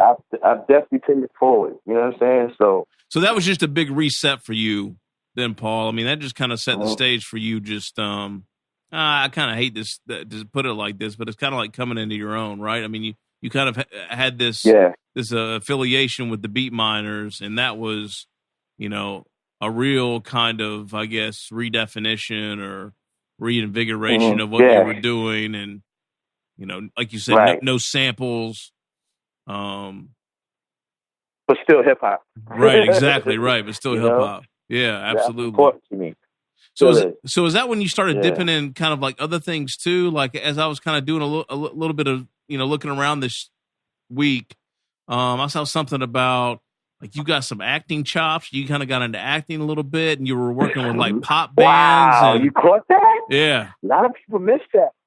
Wow. Yeah, you're like working with a rock band out of Ohio or something like that. You started doing all kinds of interesting stuff. Yeah. It's so funny. I'd be wondering who's paying attention, but I've always wanted to be the type of musician. Like I aspire to be an Uber producer, like a Quincy Jones. You know, like, I don't want to be defined by one genre perspective. But of course, unfortunately, coming from hip hop, it's hard because they're going to put you in a box. When I say they, the people within the culture, you know, like, you've been doing Bootcamp, you've been doing Nas. You're not supposed to produce a rock record. You're not supposed to do a pop record. You're not supposed to work with Ariana Grande. You know what I'm saying? And I feel like it's difficult because art is supposed to be based on quality music, and it should never be defined by its genre perspective. But unfortunately, that's just the way the world works in the business of music. You can't it's like they can't expect you to just come from one aspect of the genre and then go into another aspect and be respected. So, you know, it's no different than somebody coming in as a country artist or country producer and saying, I'm producing hip hop now. You know what I mean? So I get it, but, you know, like, my biggest fight was always trying to be, you know, a chameleon, so to speak, you know, like competing with myself with everything I do, you know? So I've always had a passion for art, film, music, and just 2 degrees of separation as far as the acting goes. You know, I got the opportunity to work with this film production company out of Philly, a company called Tough Struggle Entertainment, owned by Sherrill Langston. I met him through one of my OG homies from the Midwest that he used to reside in, but he went back to, like, the East Coast, and he formed this production company and was financing these independent films that was shot entirely in Philly. One was in 2005. It was called Soulful, and it cast Felicia Pierce and Snoop, who's, you know, from The Wire, that's also on the new Love and Hip Hop. Emilio Sparks from State Property was in it. Myself. Who else was in it? Gosh, can't remember. Man, I can't remember who else was in it. But those 2 people. Oh, Trey Chaney, who played Pooch on The Wire. He was on it too. Oh, okay. So, yeah, that was shot. It's done on a very small budget, like less than $60,000. Shot entirely in Philly. I contributed some music to it, you know, did a little bit of the scoring, did, you know, some original records for it. And then the same production company back in, like, 2008 shot another film called Expendable. It's so funny because somebody tagged me on Facebook today about that movie, like, out of nowhere, just tagged me. So I was watching something on my Fire Stick, and I'm watching this movie, and then I see Baby Paul in the film, and he tagged me, and I'm like, wow. That's you know what I'm saying? Listen, like a couple of hours ago. Wow. Tagged me. That's what it got on my Facebook. Out. It's called, the second film, same production company, called Expendable, not to be confused with Sylvester Stallone. It's what EX, the dollar sign, and then the rest of the word spelling. And it had Sparks again from State Property, myself. The second one, it was a smaller, like, cameo type role. I wasn't in it, like, throughout the film like the first one. Right. What's her name? The girl that played Keisha in Belly. Terrell Hicks was in it. Oh, yeah. Sunday Carter, that was his State Properties in it. Okay. A couple other people. Yeah. And that was also shot in Philly, independent film. So yeah, you know, it's funny because I went to Actors Equity School for about 6 months to a year. This was early 2000s, after Nas and all that, like around maybe 2003. Because, you know, like, it's just a passion. I've decided to follow it, you know. And I wanted to, before I get too old, quote unquote, see what I could do as far as getting more involved in acting. Right. But then it was like, I did these independent films, and I said to myself, if I'm going to really do this, I'm going to have to really leave music altogether. Like, but then that was my way of making a living. See what I'm saying? Right. So it's like, how do you transition from producing records for a living and say, okay, I'm going to be an actor now? It's like, that's a big step. Yeah. And I didn't know if I was ready for it. Yeah. You know what I mean? I was like 1 foot in, 1 foot out. And it's like, again, being a producer compared to being an artist, I'm more under the radar. I'm more behind the scenes. I'm not famous. My career is followed by those who follow the music, but I'm not producer famous. Like, you know, like the Pharrells or the Swiss Beats or the Timberlands, where once they're famous on that side of the coin, you can walk into other situations and doors are open faster. Absolutely. Yeah. See what I'm saying? Yeah. Right. Like if you say, all right, I'm going to be an actor, people could be like, all right, that's for real. I'm going to cast him in this movie, see what he do. And then if it does well, then it goes another one. Right. Then another one. Then another one. So for me, it's like I have to fight because I'm kind of nobody in that sense. You know, I'm not famous. I'm in the music business, but I'm not famous. So it's a harder grind. See what I'm saying? And a totally different hustle, but a hustle nonetheless.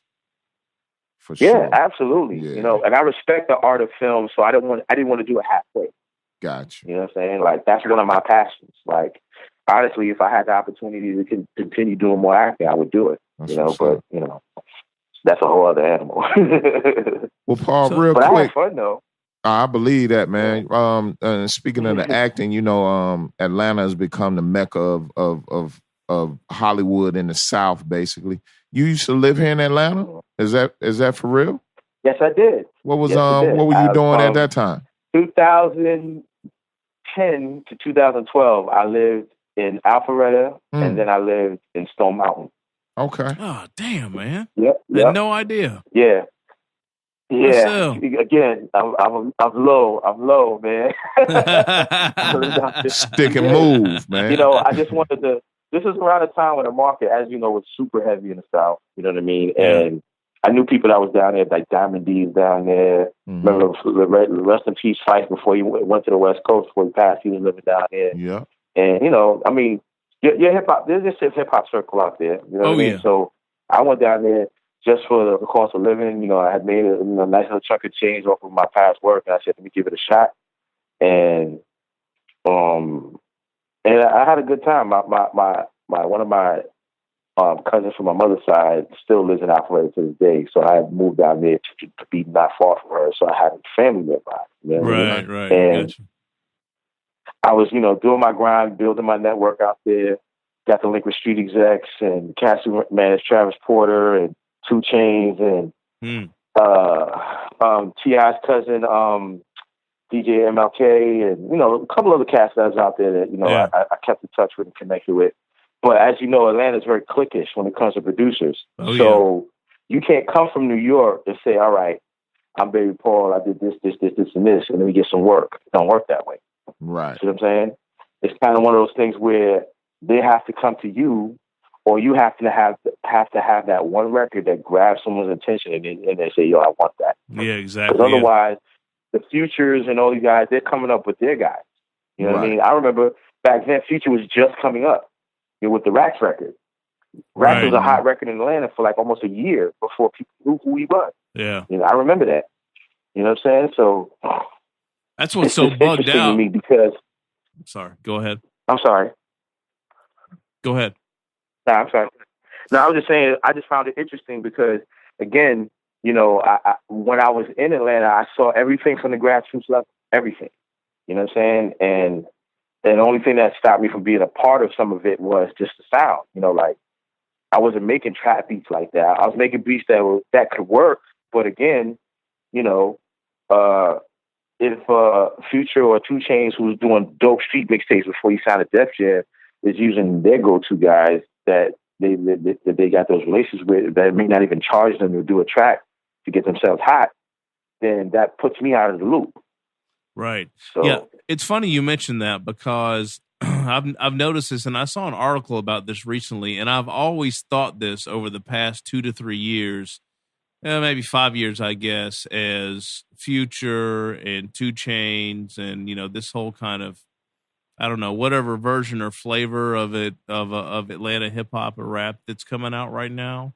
But to me, like Future and 2 Chainz and these guys are actually defining who the next producers are.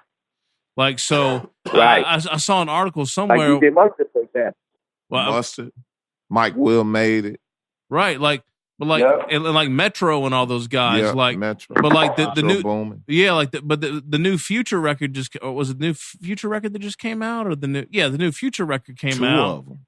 Yeah, but I think it's like a whole different set, like a new set of producers. Like I mean, I'm sure like Metro and all those guys were on it, but like it's so interesting to see. Like, and I just maybe I can't think of an example right now off the top of my head, but it's not the producers that are sculpting. I mean, the producers are sculpting and kind of molding the sound, but it's almost like, it's just like what you said, Paul. It's like you have to be ushered in by someone to make an impact. And honestly, man, and this is no slight or dig, but I honestly cannot tell difference between a lot of the styles of these guys either. Like that's the thing that Exactly. That's what I have the problem with right now is I just can't figure out what's what. It's what I call disposable art. So there is no brand defining musician behind that. There's only a handful of those. Like you said, Metro Boomin, DJ Mustard, there was Shorty Red and, a couple of the like really dope Southern producers who had a stamp, you know what I mean? That did the T.I.s, the Jeezys, DJ Toon, you know what I mean? Yeah, too. But yep.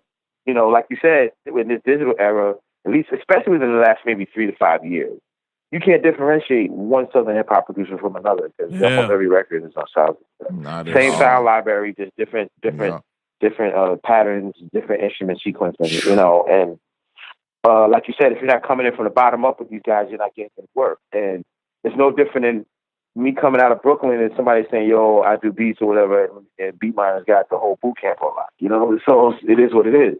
Right. So, I guess my thing is like, I need for that to change because I'd like to think that I'm not like too much of an old man and I like to keep up with things and, stay up on what's fresh and what's current. But like, I can't even figure out like who to like or like who is it that's like, who came up with the sound? Like, who are the originators of all this? Like, I don't know. Maybe I'm just not plugged into it enough, but I just can't grab onto it and like be a real fan. The earlier OGs of Southern trap production, I definitely would give it up to Shorty Red, DJ Toon. Absolutely. There's somebody else. My brain is on freeze right now. Well, Smurf, like Kala Park and all the shit he did, with Yin Yang and. I mean, all the shit that he did for Jeezy. You got to give it up to Lil Jon. Yeah, like all those guys. But I mean specifically like in the last like 3 to 5 years, like what the sound. I don't know. That's what I mean. Like I barely even know who Metro Boomin was until maybe a year ago. So. Right. You know what I'm saying? Yeah. Because it's like you said, if it wasn't for the tagging, remember producer tags? In the 2000s, you had like Just Blaze and just a couple people tagging their records. If it wasn't for like a Metro Boomin tagging his record, I wouldn't know his record from anyone else's. Man, I give it up to somebody like Lil Jon. And that's no disrespect, I'm just being honest. Yeah. Right, exactly. Yeah, totally. I give it up to somebody like Lil Jon and his partner, Emperor Cersei, for doing not even the East Side Boy shit or none of that real Southern shit. For us, Lil Jon and Emperor Cersei was top of the list because of a Method Man Capleton remix that they did. Oh, that's right. Yeah, man, that motherfucker was so hard, man, and they did that shit right here, dog. That's that shit right there. Well, that's just like no one knows John was like a reggae DJ in town for years and years. For years, yeah. Big time. WRFG for real. Yeah, that's ill. That's ill. Right. So what do you got going on now, Paul? You got a stable of artists or a few artists you're working with? Like, what's going on currently with you now? Bring us up to date with that. Absolutely. Well, for starters, I'll just rewind back to something you brought up a little earlier about me doing, some rock stuff. Around 2006, this is after I did some work on DJ Clue's last album, The Professional Part 3. I did a record for him for Rockefeller Records with Fat John Remy. This is right before they had parted ways in business for a little while and before she got locked up. Did a song called You Don't Really Want It. That was on that album. I incorporated my company, Divine Entertainment, and I actually did 2 deals within a year and a half, but again, under the radar. One was a Universal Republic, and I had signed a mill for me, Rockefeller Records, for a second. And I was executive producing an album with her. And I was going to put it out, but because my deal back then with Universal Republic was straight distribution, they didn't give us any marketing dollars, I bounced over to a subsidiary of Baby Grand Records. Y'all heard of Baby Grand Records, right? Oh, yeah. Yes, sir. They put out a lot of hip-hop. Yep. Yeah, so I was going to put it out with them,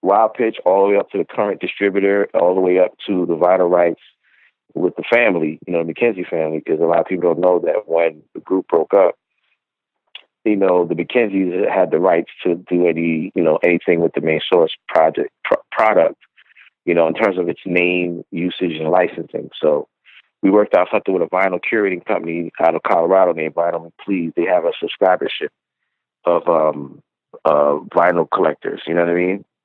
Every month they do a record of the month. So we worked it out where February they made Breaking Atoms the record of the month, and we licensed it, we repackaged it, mastered it, colored vinyl, lyric sheet, the whole nine. You know what I mean? And it went very well. And in credit to the vinyl company, they came up with the idea, because usually they do what's called tastemaker parties, where they just have like a vinyl party with someone DJing and have like drinks and spirits and food and stuff like that in a couple of different markets to promote the records they released. But because of the respect they have for the group as a Main Source, and knowing that they had done a show together in over 10 years, the last show was like 10 years ago in Toronto as a group, they was like, how do you feel about doing a reunion concert? And we was like, yo, that would be dope. We should see if everybody be on board. So, me and Large was always cool. We weren't the best of friends, but, just respected each other as industry, friends and stuff like that, and respecting each other's work. So when I reached out to him, and he knew that me and Kev was cool, and him and Kev was cool even since the time they had broken up. Right. Because, all of the stuff that happened was more to the family side. Even Kev, was affected by that. Right. Without putting too much out there. So Kev and Large was okay. You know what I'm saying? They just was kind of just doing their own thing. So when this came about, and then the vinyl release came about, made sure that the company covered all the expenses, so everybody was able to eat. Long story short, yeah, dope. Okay, and do the show and put out the record, and here we are. So I'm just honored to have been a part of that. I basically helped administrate the whole process, from the label to the art to mastering, the sequence of the packaging, and I helped administrate the concert. They did a sold out show on February 1st at SOB's. That shit looked crazy too. That concert looked like it was official. It was incredible. We booked Just Blaze as opening DJ. Mass Appeal filmed the whole thing. It was amazing. I couldn't have asked for a better night in hip hop music, man. And to be not just to attend it, but help me put that process together. Right. What did I say earlier, guys? Can't nobody tell me nothing. That's how I feel right now. Don't talk to me, man. This is what I do. Hell yeah. So Paul, I imagine that you had to work a number of months, kind of behind the scenes, probably before you put any sort of proposal to anyone. A year in the process. Like 10 months. Yep. So that's a pretty sensitive situation in the background. Too fine for the masters all the way up to the end result. Damn. Wow, that's crazy, man. Well, quietly. You know what I'm saying? Because it's better to do things in silence until it's time. Instead of putting too much ripples in the water too soon. You have to these days, and honestly, it's the only way you can make a real impact. Because all of a sudden, out of nowhere, it's like, bam. Main Source 25th anniversary vinyl being released. There's going to be a Main Source reunion show. Everybody's like, holy shit, what the fuck is going on?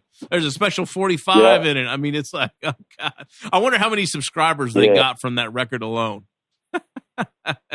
It'd be interesting. They've definitely got more subscribers. Guaranteed. Yeah. Guaranteed. Because they did a good job with the marketing. The blogs hit it up. They got some good coverage online. So, yeah. They pay for advertising on digital advertising, all that. They gave me the scope of all of the stuff that they do. That company is really dope. You should look out for them. Yeah. And the best part about them that I like is that they're curators of music, all genres. So you get Main Source this month, then next month is something completely different. It's not like they just do hip hop. You know what I mean? And they don't just do any hip hop either.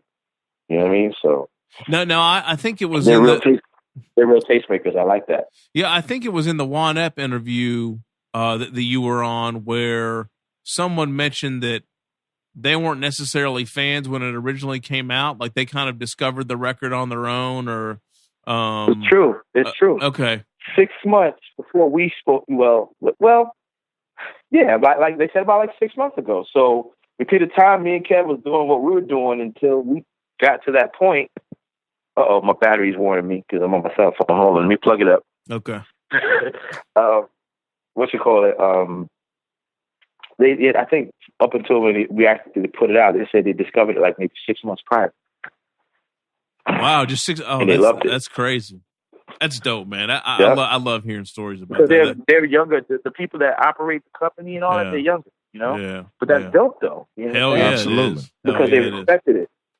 Yeah, no doubt. That's dope, man. I feel like we're in a really good spot right now. Like, I mean, I know shit's a little crazy just as far as, pop music goes and, what you hear when you flip on the radio. But, I mean, it's just so dope to see all of these special projects and, these things come out and people not being prohibited like they were. I mean, can you imagine trying to pull that off like, 15 years ago, Paul? Like, it would have been. Yeah, I know. I know. And what I love is that, there's somewhat of we're in somewhat of a renaissance age where even though, contemporary hip hop as we know it, commercial hip hop as we know it, is still a gamut of the things that we may not always agree with, on a corporate level.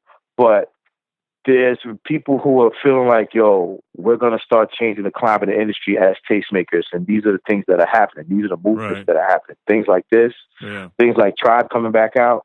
It was just dope to see that in the last 6 months to a year, Absolutely. J. Cole, you got Kendrick coming back out. Nas going to come back out. It's going to be dope. It's going to be dope. Oh, yeah. That's what's up.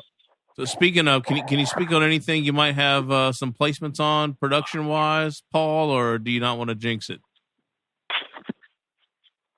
Right. All right. Wait, hold up. You're breaking up. Oh, okay. Can you hear me, guys? Yeah. Can you hear us? Yeah, it's crazy. Hold on. I don't want to lose y'all. Sorry. Can you hear me? Yeah. Can you hear me? It's for some reason I'm hearing you, but it's like it's sounding like one of those digital glitches. Okay. I can't explain it. You want me to call you back real quick? Will it interrupt the recording? What's that? It'll be all right. I'm going to stitch it back together. I'll make it all seamless. Let me call you back real quick. All right. And we'll wrap it up. All right. Thanks.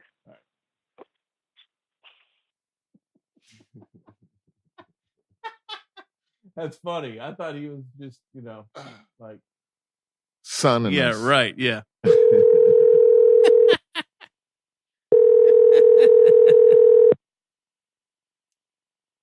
Yes, sir. All right. Is that better? Much better. Yeah. Okay, cool. Now, what was the last thing y'all said when I said right? Because I couldn't really hear y'all. Well, that's what's funny. I thought you were not answering the question that I asked you. So it was no. It was actually, I just said right because I just heard voices. You know how you sometimes you say right just to acknowledge that you hear the person saying something? Yes. I didn't really hear y'all. What was the question? The question was, it was funny. It was actually a good laugh. The question was, do you have any placements or production coming up on anything that you can speak about in the near future? Or do we just need to stay tuned? Oh yeah. Does it matter what genre of music? No. Like, what's new around the corner for you, man? Let's talk about that. Okay. Quiet as kept. I'm working with a relative of Michael Jackson on some new music, and it's not pop. Okay. Yeah, like it's gonna be like alternative reggae, like dope organic stuff. Okay. Then I'm working with this artist named Claire Barner out of London. It's kind of like D'Angelo meets Bruno Mars. Dang. Okay.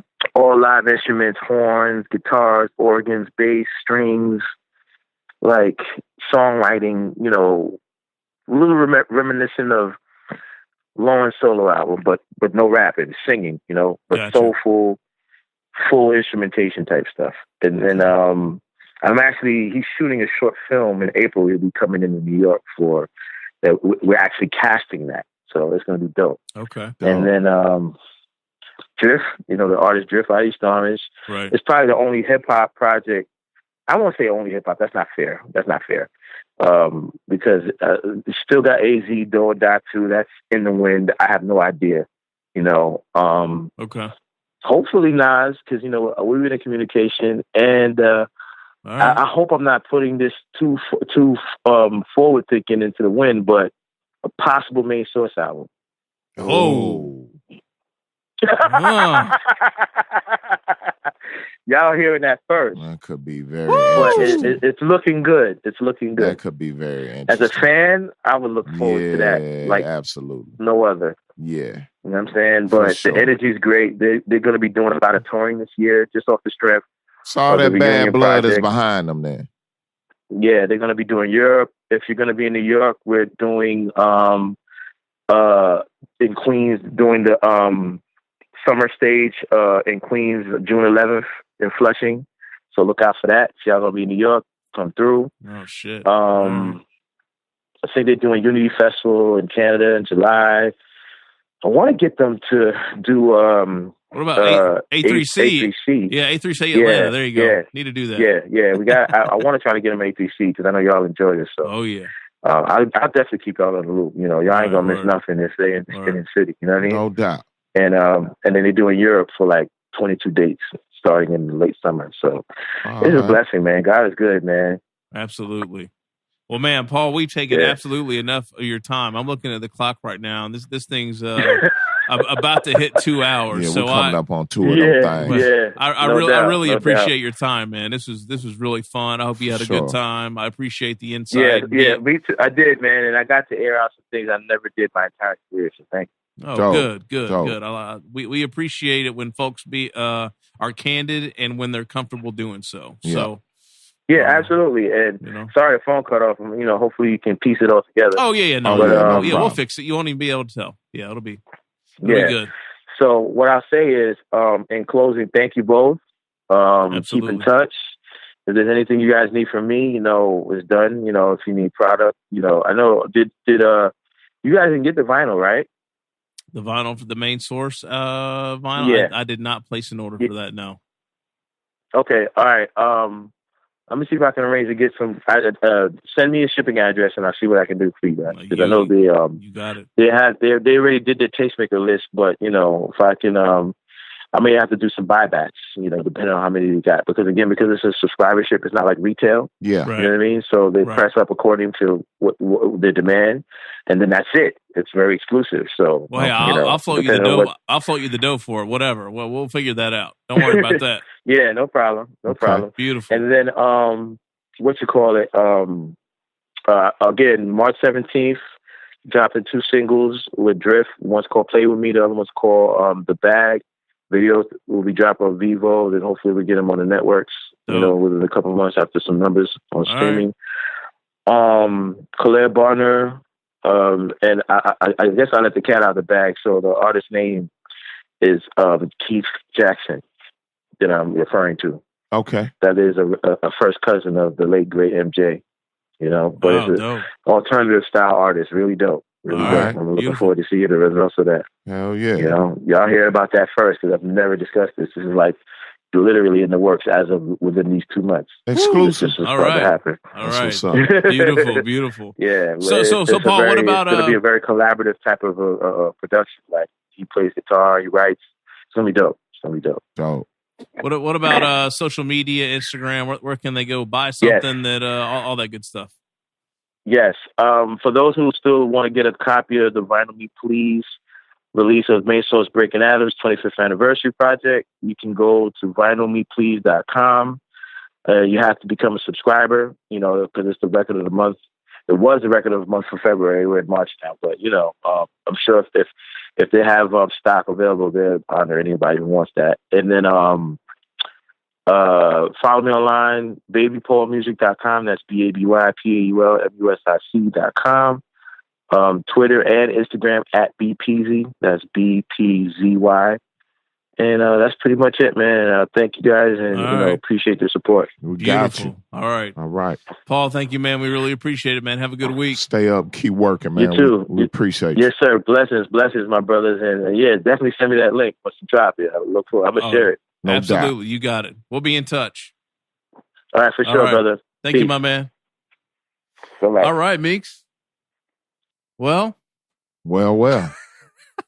Which exclusive do you want to rattle off that we just got there? I a mean, new Main Source album, by the way. I mean, yeah, and Keith Jackson is a cousin Keith Jackson. of mine. I mean, okay, this is getting a little too much. Just like the one and only Baby Paul said, you can't tell me nothing. Can't tell me nothing right I think now. I think that's that book title right there. Oh, we didn't ask him officially. Nah, I think that's it. Though. That's it. I think that's it. So I think I picked up on that. I'm with that. Yeah. All right. Yeah, homie. All right, my man. Well, this is Southern Vanguard Radio. It This is that is. twice a week shit. Twice a week Meeks, twice a week Doe, every Tuesday and Thursday. Smithsonian grade. Smithsonian great all day. We out. Peace.